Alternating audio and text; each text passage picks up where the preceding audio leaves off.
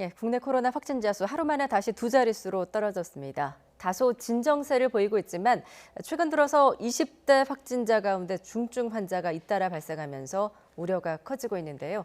특히 면역 물질이 정상세포를 공격하는 사이토카인 폭풍 증상이 주목을 받고 있습니다. 전문가와 함께 관련 이슈 짚어보겠습니다. 자, 백순영 가톨릭의대 미생물학 교실 교수 나오셨습니다. 안녕하세요. 네, 안녕하세요. 예, 대구에서 또 20대 확진자 한 명이 사이토카인 폭풍 증상으로 지금 위독한 상태라고 합니다. 17살 고등학생의 사망 사인을 두고서도 이제 이런 같은 주장이 제기되기도 했었는데 교수님께서는 어떻게 바라보고 계십니까? 글쎄요, 사망한 17세 고교생의 사망 원인에 대해서는 사이토카인이라고 설명하기는 좀 여러 가지 미진한 부분이 많이 있고요. 네. 실제 대구의 20대 확진자 한 명이 사이토카인 스톰으로 설명은 되고 있는데 이거를 좀 설명을 해보겠습니다. 예. 우리가 꽃가루에 대한 화분증이 있는데요. 어떤 사람들은 꽃가루가 많아도 전혀 대응을 나타나지 않고 증상이 나타나지 않고 어떤 사람은 재채기 정도 하고 어떤 사람은 화분증이라는 극렬한 알레르기 증상을 나타내는 경우가 있지 않습니까? 네. 그래서 이게 사람의 면역 반응이거든요. 어떤 이물질이 들어왔을 때 그건 내 것이 아니라고 생각을 하고 그것을 배척하는 과정. 이것을 면역 반응이라고 하는데 우리는 보통 이 바이러스나 이런 것들에 대해서는 항체라는 것을 만들게 돼요. 근데 초기에는 그 만들기 전에 먼저 사이토카인이라는 아주 독한 물질을 분비를 해서 이 바이러스를 제압하려고 하는 것이거든요. 예. 근데 이게 너무 과민하게 즉 알레르기처럼 과민하게 반응을 하게 되면은 바이러스만 죽이는 것이 아니라 정상 세포들도 많이 살상을 하기 때문에 우리 몸의 장기들이 망가지고 결국은 다발성 장기 부전으로 사망을 할 수도 있다는 이런 네. 설명인데 실제로는 바이러스성으로 이런 사이토카인 스톰이 나타나는 경우가 그다지 흔한 경우가 아니고 이거에 대한 특별한 치료제 같은 것도 있지 않고 예. 또 사이토카인이라는 것이 한두 가지 물질이 아닙니다. 사실 하나의 단어처럼 얘기하지만 인터로이킨이라든지 TNF라는 건 튜머 네크로시스 팩터 그래서 종양을 괴사시키는 인자, 네. 결국은 종양을 없애주는 인자가 아니겠습니까? 이런 것들이 상당히 독성을 나타내는 물질들이기 때문에 이것을 설명을 할 때는 사이토카인 스톰이라고 설명을 하고 있습니다. 예, 한마디로 이제 면역 물질이 오히려 독이 된다는 것인데 과다하게 분비가 되니까요. 그렇다면 이제 면역이 좀 강한 면역력이 높은 젊은 층이 이 사이토카인 폭풍 증상의 증상이 나타날 좀 확률이 높다라고 봐야 되는 겁니까? 그러니까 고령자나 오히려 아주 어린애 면역이 많이 없는 사람들은 오히려 잘 안 나타나기 때문에 그렇게 예. 설명을 하는 것이고 실제 면역이 왕성하다 안 하다 하는 것을 우리가 표현할 수가 없기 때문에 젊은 사람들 사이에서는 이런 사망이 일어났을 때 그렇게 설명을 하는 것이죠. 예, 좀 흔하지는 않은 증상이다라고 말씀하셨는데 이제 대구에서 지금 20대 확진자 한 명이 사이토카인 폭풍 증상으로 지금 위독한 상태라고 합니다. 대구시는 어떻게 판단하고 있는지 관련 발언 들어보시죠. 제가 근무하는 병원은 26세가 한 분 인공호흡기 있으신데 이 부분들도 갑작스러운 이분은 확진된 분이니까 사이토카인 스톰에 사이토카인 분비가 과한 그런 상황과 연관이 있다 이렇게 판단을 하고 있습니다. 예, 이 26살 확진자, 그러니까 대구시는 사이토카인 폭풍 노출이라고 판단을 하고 있는데 그렇게 판단하는 이유가 뭐 어떤 게 있을까요? 그러니까 여러 가지 사이토카인의 분비를 정량적으로 우리가 측정할 수가 있거든요. 그러면 예. 그 사이토카인의 양이 갑자기 과다하게 많이 분비가 되는 것을 보면은 이거 사이토카인 증상으로 이렇게 위독해졌다 하고 판단을 할 수 있고 진단을 할 수 있기 때문에 그 치료제로서는 여러 가지 저해하는 물질들, 즉 사이토카인들이 이 결합하는 것들을 저해하는 물질들이 많이 개발이 되어 있는데 네. 실제로 사용해 보면 그다지 효과가 좋다고 하지는 않아서 예. 실제 특효약은 없다고 볼 수 있습니다. 예, 미리 이 사이토카인 폭풍 증상을 예방할 특효약은 현재로서는 없다라는 말씀이신데 지금 이런 증상이 코로나19 바이러스에서만 생기는 건 아니잖아요. 그렇지 않습니다. 예. 예, 메르스 코로나 바이러스 때에도 젊으신 의사 선생님이 한 분 사이토카인 스톰으로 설명이 됐었고 에크모까지 들어갔다 사망하시지는 않았었는데 그 너무 장기간의 호흡 부전이 있었기 때문에 아마 폐 손상이나 이런 것들이 상당히 많이 진행됐을 것으로 보이기 때문에 예. 실제 이 사이토카인 스톰으로 사망하지는 않는다 할지라도 위독하게 되면은 호흡 부전이 생기거나 혹은 신장들의 기능이 많이 떨어지면 투석을 한다든가 혹은 여러 가지 수액들로서 이것을 대증 치료를 하게 되는 것이죠. 그렇군요. 그러니까 사스나 메르스 환자도 이 사이토카인 폭풍 때문에 좀 치사율이 높았다라는 또 보고도 있더라고요. 예, 그렇습니다. 예, 예. 그렇군요. 또 과거에 이제 스페인 독감의 주요 사망 원인도 사이토카인 폭풍 때문이었다고요. 근데 그 스페인 독감이 있었던 시기에는 예. 사실은 뭐 그렇게 사이토카인까지 정량을 해서 알아내진 못했겠습니다만 지금 예. 상황에서 보면은 그렇게 설명을 할 수 있다. 젊은 사람들이 그때 많이 사망했거든요. 예. 예, 그렇게 설명을 하는 것이 일반적이죠. 그렇군요. 그런데 이제 최근에 이 코로나19와 직접적인 연관성은 없지만 이 최근 젊은 유명인들이 급성 폐혈증으로 갑자기 목숨을 잃는 사례가 잇따라서 관심을 끌고 있는데요. 어떤 일들이 있었는지 좀 짚어보겠습니다. 김경수 앵커. 예, 최근 젊은 유명인들의 사망 소식이 잇따르고 있다고요. 네, 그렇습니다. 최근에 관심을 좀 많이 받았던 내용인데요. 먼저 2002년 이 드라마 로망스로 데뷔를 해서 쾌걸 춘향, 또 일찜의 선덕 여왕 등에 출연을 했던 배우 문지윤 씨가 사망을 했습니다. 인후염으로 최근에 입원을 했다가 급성 폐혈증으로 그제 세상을 떠났습니다. 36살, 젊은 나이에 갑자기 목숨을 잃어서 혹시 이게 코로나19 때문이 아니냐 이런 의문도 제기가 됐었는데요. 소속사는 검사 결과 코로나19는 아니라고 밝혔습니다. 예, 그리고 어제는 예능 프로그램 얼짱시대 출신의 인터넷 방송인 이치훈 씨가 숨졌다는 소식이 전해졌습니다. 32살인 이 씨는 최근 임파선염과 몸살 증상으로 병원을 찾았다가 역시 며칠 만에 급성 폐혈증으로 사망한 것으로 알려졌습니다. 역시 코로나19로 인한 사망은 아닌 것으로 전해졌는데요. 다만 코로나19 검사 결과가 안 나와서 초기 진료가 늦어졌다는 이 씨 지인의 주장이 보도가 되기도 했습니다. 예, 그렇군요. 이 모두 다 코로나19와는 관련이 없습니다. 그렇지만 이제 최근에 이제 젊은 사람들이 이렇게 갑자기 숨지는 사례가 잇따르니까 좀 걱정이 커지고 있는 건 맞거든요. 교수님, 급성 폐혈증이라는 게 어떤 증상인 건가요? 일단 우리 몸에 어떤 항원, 외부에서부터의 병원균이 들어왔을 때 이 병원균이 꼭 바이러스라고 한정되는 것은 아닙니다. 예. 캔디다라든지 세균이 일반적이고요.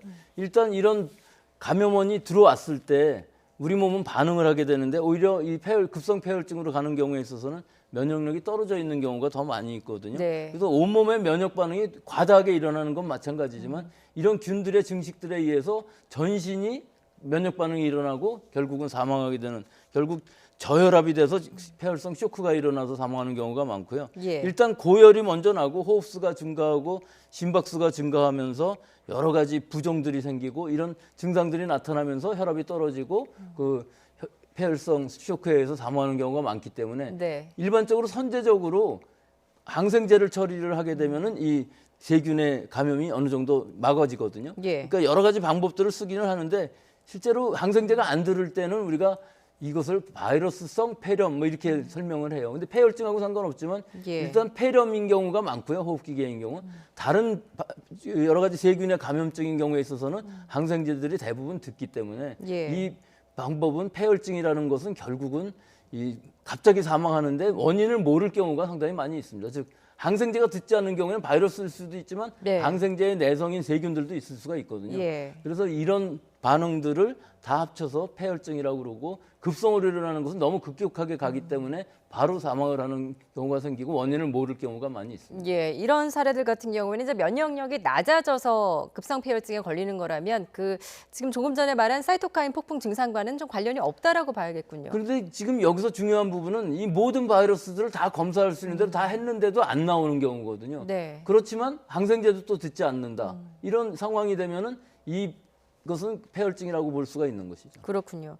그런데 이제 지금까지 이야기한 사례들을 보면 그 대구의 17살 고등학생의 사망 사건도 그렇고 이 BJ 이치훈 씨 같은 경우도 그렇고 그러니까 코로나19 때문에 어떻게 보면 일반 환자들이 제때 치료를 받지 못해서 이렇게 이제 숨지는 게 아닌가, 그러니까 의료 공백이 현실화한 게 아닌가라는 우려가 드는 것도 사실입니다. 맞습니다. 이 일반적인 세균성 폐렴이라든지 혹은 세균성 폐혈증인 경우는 그 균이 뭔지를 대부분 알 수가 있어요. 우리 병원에 가면은 바로 그 수액 꽂고서는 여러 가지 검사들하고 CT 찍고 다 여러 가지 하지 않습니까? 그런 예. 과정 중에서 혈액 중에 어떤 부분이 문제가 있는지 어떤 세균에 지금 감염되어 있는지를 다 알 수가 있는데 알 수가 없는 경우에 이제 사망하는 경우가 많이 있고요. 네. 특히 처음에 고열이 나면은 그 원인부터 찾는데 못 찾아도 선제적으로 여러 가지 치료들을 하거든요. 예. 그러니까 일반적으로 응급실에서 처리를 받게 되면은 치료를 받게 되면은 사망하는 케이스는 굉장히 적은데 이 폐혈증에 의해서 사망하는 경우는 이 막지 못하는 경우도 상당수 환자들이 있습니다. 예. 그런데 이제 요즘 의료 현장에서 코로나19 환자들이 아무래도 집중을 하다 보니까 일반 환자들 같은 경우에는 일단 코로나19가 아니라는 이유로 조금 이렇게 미뤄진다든지 치료가 이런 경우가 있지 않습니까? 좀 해결할 방법이 없을까요? 그게 지금 우리 의료 전달 체계의 문제점인 것인데요. 네. 모든 병원들이 만약에 이 진단을 받지 않으면은 병원에 왔을 때 만약에 나중에라도 양성을 받으면 그 병원이 폐쇄되고 응급실이 폐쇄되고 외래를 왔을 경우엔 병동이 폐쇄되는 상황이 일어나거든요. 네. 그러니까 두 가지입니다. 대구에서 온 사람들 안 받는 거 하고 그다음에 안심 진료소라는 의미는 선별 진료소하고는 달라서 선별 진료소는 호흡기계 감염을 일단 코로나냐 아니냐를 먼저 하지 않습니까? 네. 나머지 병들은 안심인데 그러면 이 중간 그 단계로 코로나 음성인데도 불구하고 진단이 늦게 나오면은 응급 상황이 처리가 안 되는 것이죠. 예. 그러니까 이건 의료 전달 체계의 문제니까 일단 1차, 2차 병원에서 그 이 환자가 위험하다고 생각하면은 일단 3차 의료기관으로 넘기고 거기서 격리를 해서 방호복 입고 네. 먼저 응급 처리를 먼저 해야 되겠죠. 그러니까 응급일 경우에 있어서는 코로나가 문제가 아니라 예. 사람부터 살려야 되는 일인데 예. 지금 의료 전달 체계를 보면은 오면은 무조건 무섭기 때문에 네. 진단부터 먼저 하면은 진단 결과가 6시간 걸린다 하지만 실제 결과는 6시간에 나오지 않거든요. 예. 그럼 골든타임을 놓쳐버리기 때문에 세균성인 폐렴이라든지 폐혈증인 경우에 있어서도 이 코로나 진단 때문에 골든타임을 늦춰서 치료 시기가 네. 늦어져 갖고 사망하는 케이스가 생길 수가 있기 때문에 예. 코로나 때문에 사망한 것은 아니지만 결국은 코로나라는 그 원인, 외부 요인에 의해서 사망하는 경우가 생기니까 그렇군요. 안타까운 일입니다. 예, 어떤 의료 전달 체계 좀 보완도 좀 필요하지 않을까 하는 생각이 드는데요. 이런 가운데 이제 폐렴 증상으로 사망한 17살 고등학생의 코로나19 음성 판정을 놓고도 여전히 논란이 진행 중입니다. 초기 검사와 재검사 과정 등에 대한 방역 당국의 입장을 직접 들어보시죠. 그 영남대학교의 검사가 전체가 다 문제가 있다 이렇게 말씀드린 건 아니었고요. 뭐 하나의 유전자에서만 약한 반응이 나왔기 때문에 미결정이 맞고 재검을 저희한테 의뢰를 해서 저희가 확진 검사를 진행한 건 맞고요. 그 검사 결과를 확인하는 과정 중에 그 말씀드린 대로 음성 대조군의 그 PCR 양성 반응이 약간은 반응이 좀 보였기 때문에 그게 혹시 양성 대조군 물질이 음성 대조군을 오염시킨 게 아닌가라는 그런 절차상의 문제를 말씀을 드렸고. 예, 일단 영남대 병원 측은 지금 실험실 중단 조치를 받았는데 지금 반발을 하고 있습니다. 이렇게 이제 미결정으로 이러한 한 건을 두고 오류나 오염으로 단정하는 것은 좀 지나친 게 아니냐라는 건데 어떻게 보세요? 예, 저도 그건 지나치다고 생각합니다. 아, 예. 저런 표현은 실제로 오염이냐 아니면 오류냐 두 가지 다인데요. 네. 이 설명 자체가 만약에 오염됐다고 그러면 전체 그 정도 관리에 문제가 있다고 보는 것이고요. 하나의 유전자에서 나왔다는 얘기는 결국은 양성은 맞다는 얘기가 될 수 있는 것이거든요. 근데 그걸 예. 뒤집은 얘기인데요. 결국은 하나의 유전자, 여러 개의 키트가 있는데 유전자 부위가 좀 다릅니다. 예. 그 다른 것 중에 어떤 것들은 민감도가 높을 수도 있고 어떤 것들은 민감도가 떨어질 수도 있는데 그 하나의 유전자가 증폭이 되었는데 이 샘플이 소변하고 가래였다고 하거든요. 예. 근데 젊은 사람들 사이에서는 사실은 소변에서도 많이 나올 수가 있어요. 그리고 가래라는 건 호흡기 분비물이기 때문에 네. 하기도 분비물이기 때문에 거기서 일단 양성이 나왔다는 것은 오류나 오염보다는 사실은 양성일 가능성이 굉장히 컸었다는 것을 뜻하는 것이기 때문에 나중에 이제 여러 가지로 크로스 체크가 돼서 예. 영남대병원 측의 주장과 이쪽 질병관리본부 측의 주장이 어느 쪽이 맞는지는 아마 밝혀질 것으로 보입니다. 예, 당국도 이제 오염이라는 표현에는 좀 오해가 있었다라고 해명을 했는데 이게 뭐 실험실에서는 늘상 쓸 수 있는 용어라고는 하는데 이게 이제 실제 그 PCR이죠. 유전자 증폭 검사에서 흔히 일어나는 일이라고요. 보통 DNA를 증폭할 때는 그다지 두 가지가 있습니다. 예. 그 템플레이트라고 그래갖고 어느 걸 갖고서 유전자가 DNA를 유전자로 갖고 하느냐, RNA를 유전자로 갖고 증폭을 시키느냐에 따라서 다른 것인데 RNA를 유전자로 갖고서 우리가 증폭을 시킬 때는 이 RNA는 부서지기도 쉽고요. 네. 또 다른 RNA에서 오염되는 경우가 많아서 일단 오염되면은 이것이 이 샘플의 오염인지 또는 키트의 오염인지 혹은 기구 혹은 사람, 실험자 아니면 이 환경의 오염일 수도 있거든요. 그래서 이걸 찾아낼 수는 없습니다. 그래서 예. 양성이 나올 경우에는 위양성이 나올 경우에는 샘플 전체가 양성이 나와버리거든요. 그럴 경우에는 저희들의 해결 방법으로는 아예 그 검사실 자체를 바꾸는 모든 기구를 다 새로 하는 방법밖에 없는 것이지 이 오염이라는 것을 얘기한다면은 이 정도 관리가 잘못됐다는 뜻이거든요. 그럼 예. 지금까지 한 5천 건 정도를 했다고 그러는데 영남대병원에서요. 그 5천 건 정도의 정도 관리가 문제가 있다고 볼 수도 있는 것이기 때문에 그건 굉장히 큰 일일 수 있습니다. 그렇군요.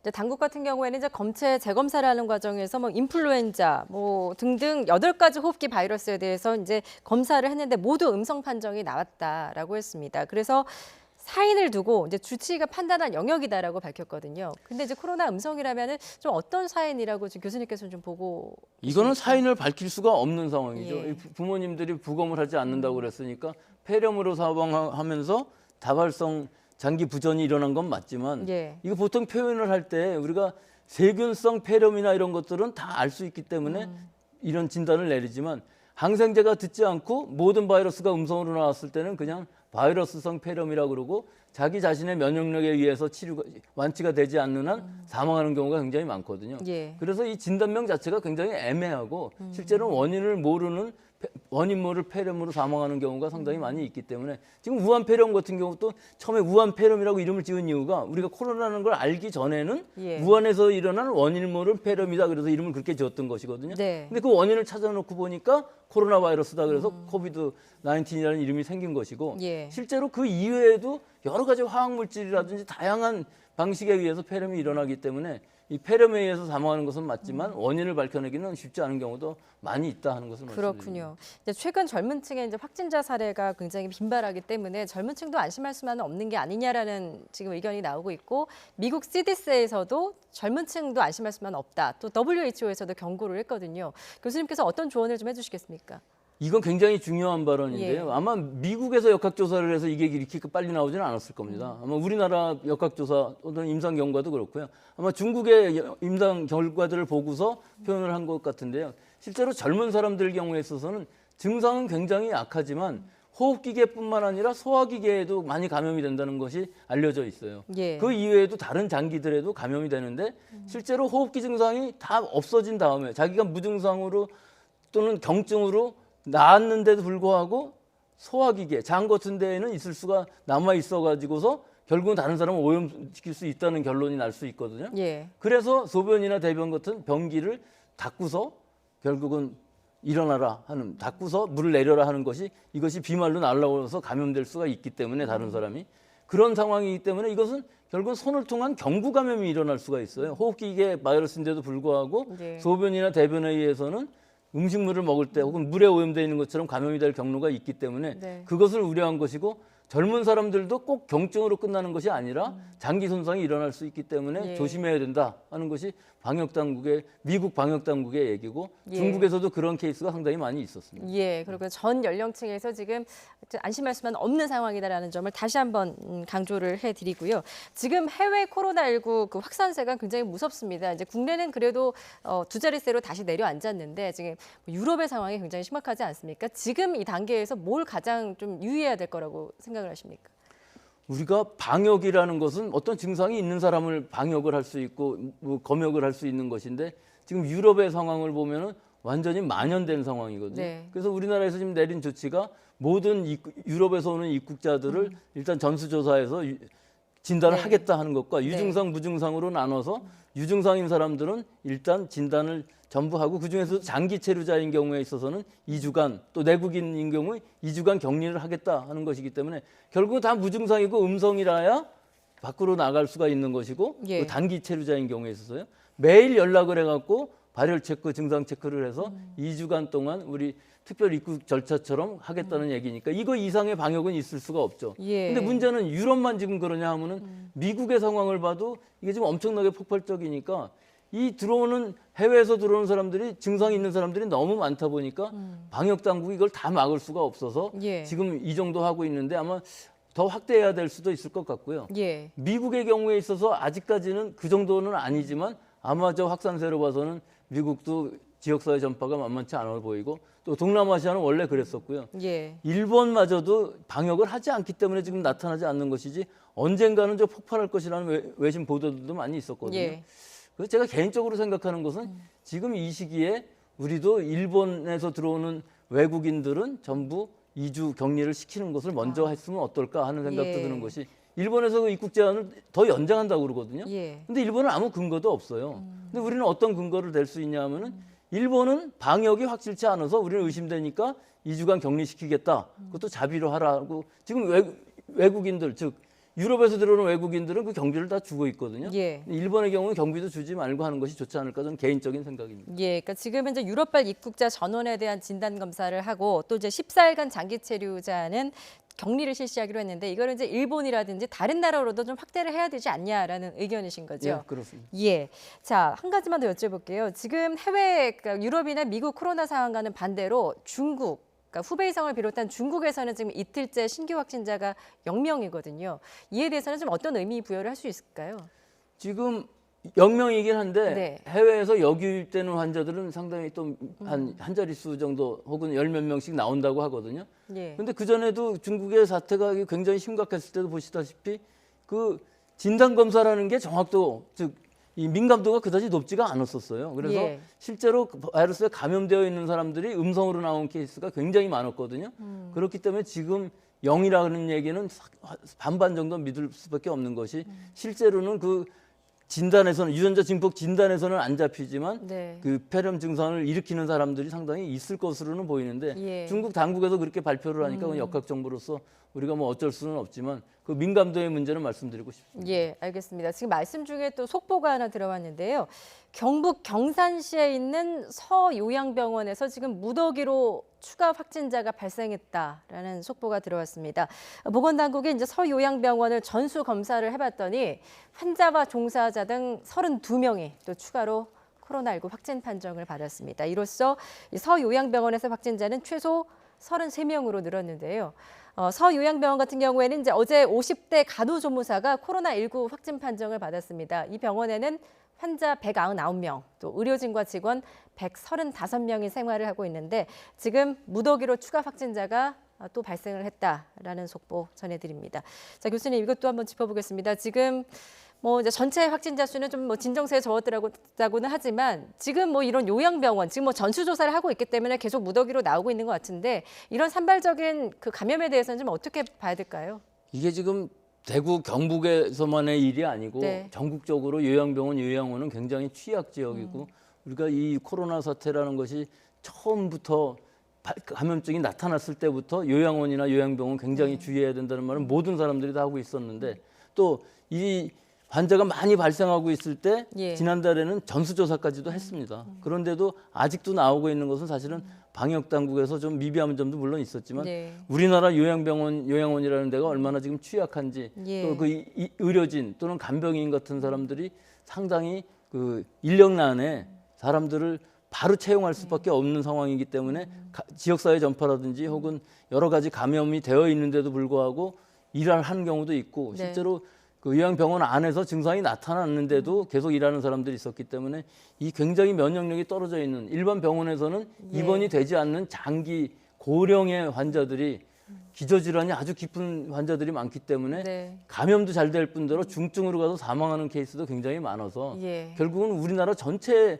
이 코로나 바이러스 사망률을 높이는 역할을 지금 하고 있는 상황이거든요. 그러니까 앞으로 지금이라도 많이 진단을 하고 바로바로 격리하고 중증인 경우 집중적으로 중환자실에서 치료를 해서 이 피해를 최소화하는 전략이 여기서는 필요한데 지금 이게 얼마나 지금 확산돼서 나올지 예. 또 서울 수도권에서는 재생병원 같은 이런 원내 감염들이 상당히 또 환자들이나 의료진의 그 여러 가지 감염들이 지금 일어나고 있는 다발적으로 산발적으로 여러 군데에서 일어나고 있는 또 집단으로 일어나고 있는 이런 상황이 굉장히 우려스럽긴 하지만 예. 아직까지도 우리 방역 당국이 제어할 수 있는 범위 안에는 들어와 있으니까 예. 꼭 잘 잡아서 성공하기를 바랍니다. 예, 알겠습니다. 지금까지 백순영 가톨릭 의대 미생물학 교실 교수였습니다. 잘 들었습니다.